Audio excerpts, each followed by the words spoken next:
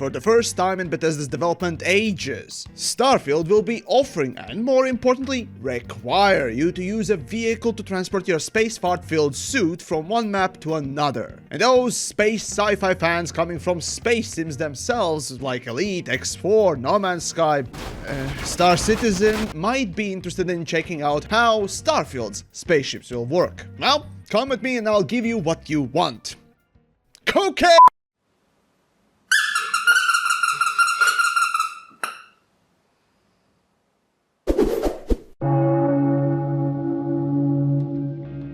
So then, spaceships. Starfield already presented a few details before the gameplay trailer came out, namely that the style Bethesda is going for here is specifically NASA punk. And if I ever heard more pretentious wankery, it probably was in the metal music scene with the specialized quote-unquote genres. And let's just be honest, in reality it's just called more realistic take on the style than being more fantastic or fantasy. Though, if they really wanted to be NASA punking, then where the hell are those heat shields? For atmospheric re-entry, right? Anyways, right on to the ships themselves then. Overall, the looks are alright. Lots of little details that create a very messy and frankly speaking unappealing design, but then again I'm someone who likes the more sleeker and frankly speaking more interesting designs. A la Elite Dangerous or Star Citizen more so. One of the things though that I'm happy to see are the spaceship interiors. You see, for a long time space sim games mostly dealt with the exercise of flying the ships themselves, which was the core mechanic, and getting better, more depthful physics in was a mark of a good game. Today, however, the mechanics are basically a given good entity after the teething problems of the 90s. Now, players, as indicated by both Star Citizen and Elite Dangerous, crave a more personal touch when it comes to the spaceships themselves. And that is walking around them and more so inside them, exploring all the little details and getting that immersive feel. These days, immersion has taken over even more so, where back in the day, at first it started with just feeling that you're flying the ship. Today now it's more about actually living in them. So, Starfield choosing to give spaceships more detail than just big closed-off box that moves as a genuinely positive addition. Also, Todd, the 16 times the detail Howard, mentioned that you can hire crew, so it will be interesting to see how that works, or if it actually matters at all. As for how much these interiors will actually do or what gameplay they will offer is still unknown. Apparently the crew will be able to man the guns as well as fly the ship, so we'll see about that one. Now then, moving on to the planet side. No, not that one, I only wish.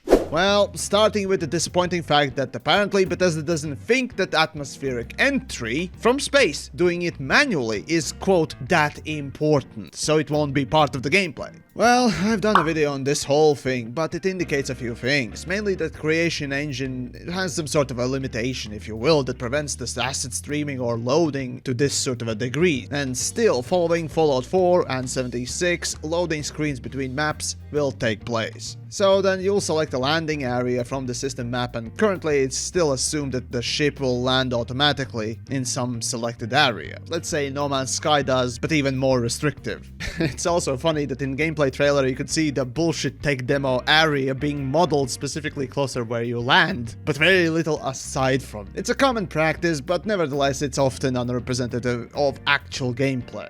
But what about traveling on planets? Can you fly your ship in atmosphere at least? Or how do you land, and how far can you even go? Can you circumvent the planet? Well, all of those are good questions, but knowing creation engine limitations, I would not be surprised if you can't fly, and while the map is notably larger than what we see in the Fallouts, still very limited. However, if the leaks are to be believed, you will be flying and even driving on planets. Frankly, I'd like that, but as usual, it's Bethesda. You know, it's just not that important, quote-unquote, right? But fine, if I'm wrong, I'll be happy. And yet I still expect No Man's Sky style auto-landing, if we can free fly. Well, okay, well, what about then the space flying? Or was it floating? Well, regardless, here we can see even more No Man's Sky similarities being drawn. So, like with many space sims, boosting of your ship will be possible to increase the speed, temporarily. But even so, it seems that the top speed of these ships won't exceed 300 meters per second, which is, well, it's enough for casual flight, sure, and combat, but it's not exactly the best feeling either. Now, on the positive note, planet scanning will be possible from the system map. But more importantly, another positive thing will be possible: ship-to-ship docking, which is an oddly rare mechanic in the current generation of space sims. As for the additional stuff that the trailer showcased, it mostly will be an EVA-style FPS combat indoors. Though it's not known if there is actual EVA outside of the ship for, let's say, possible gameplay of fixing your own ship or whatnot else. But that's enough about the first-person wankery. It's all about ships today. Spaceship building then. The big thing that Bethesda showcased, again unlike most other space sim games, is that Starfield ships will be composed of blocks, akin to something, say, Kerbal Space Program. Then, looking into the menus and UI, we can determine a few following things about each spaceship in Starfield. The necessary crew that is listed easily, then we got a slew of basic stats like cargo capacity, shields and HP for the hull, all self-explanatory. Then we got some weapon specs, total, or is it a total power for them? Hard to tell for now. At the top left we have the basic bar looking stats for weapons from 0 to 2, shields, engines and the grav or grav drive, which is Starfield's faster than light or hyperspace engine. Under that we have the reactor power and equip power. I'm not gonna even pretend that I can explain this, so let's just say it does the space wibbly wobbly magic. Now, each spaceship will be able to jump a certain distance, like you can in all of the other space sims. However, unlike them, Bethesda has chosen not to include fuel as a limiting factor.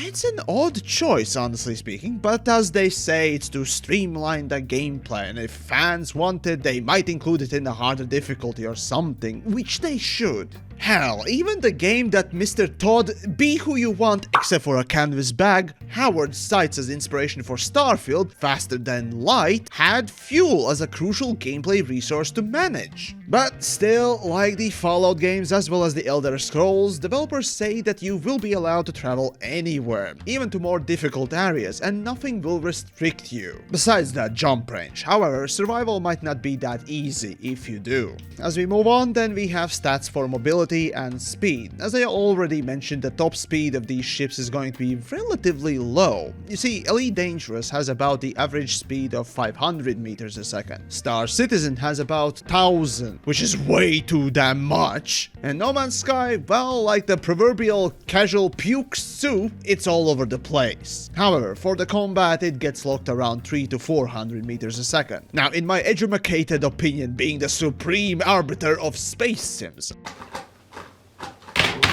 I can tell you that Starfield's low speeds will make you feel bloated, like the gas-inflated cow. And final stat we got is the mass of the ship, and its correct scientific term, not weight, but mass. Now, if you don't know the difference, please ask your chemistry or physics teachers. Woo! Science! But speaking of those stats, it seems that the engines will provide a certain amount of thrust, which from the looks of things will affect the top speed, depending on the total mass of the ship again, while the maneuverability thrust will be responsible for maneuverability number, whatever the fuck that means. Now, from the looks of things, I'm guessing that you'll have to match the capability of the drive to the overall mass of the ship, much like Kerbal has, but for that, we need more information to confirm or deny. Also, another thing that was not showcased was the flight check. My best guess is that it's just a confirmation before finalizing the design. But that's about it. I'm still wondering whether or not we're gonna be able to travel without a ship, like say, and I hate to make this comparison, Elite Dangerous Odyssey, where you can hire a short-range taxi, or the ship will be mandatory. Well, if there is one thing I can be certain of, it's that the modders will make hell of a time, making sure that the best ways will be available regardless, and that's the beauty. In fact, speaking of modding, how about we get some really cool ships from Stargate? I know you thought I was about to say Star Trek, didn't ya? Well, screw you, Stargate for the win! Well, anyways, that's about it on the spaceships, or at least the stuff that we know of right now. Of course, do follow up and I'll take a look at some more news as they come out. Of course, some leaks perhaps as well. And if you want to support the content I make, of course, do check out the links down below for, say, Patreon or other places like the t-shirts and whatnot else. Or join the Discords, why the hell not?